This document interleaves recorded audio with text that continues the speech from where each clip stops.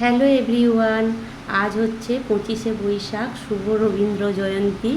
তো একটু চেষ্টা, জানি একদমই ভালো হয়নি। আমার নিজের দিক থেকে ছবি আঁকাটা খুব একটা পছন্দ হয়নি, তার জন্য ভেবেছিলাম যে আমি তোমাদের সাথে শেয়ার করব না। আবার ভাবলাম যে আগে যাই করেছি তাই শেয়ার করি। তো ভালো না হয়েছে নেই, তো মানুষে তো চেষ্টা করেই, তো চেষ্টা করে ঠিক ভুল তো থাকে। রবার পেন্সিল নিয়ে বসলে অবশ্যই ভালো, হয়তো চেষ্টা করতাম একটু ভালো হতো হয়তো, কিন্তু একদম তুলি নিয়ে বসে পড়েছি। যাকে যাই মনে এসছে, মানে যেভাবে আমার আঁকা হয়েছে সেটাই তোমাদের সাথে শেয়ার করছি। রবীন্দ্রনাথ ঠাকুর আঁকা হয়ে গেছে, তো একটা ছোট ময়ূরের পালকও একটুখানি করে দিয়েছি।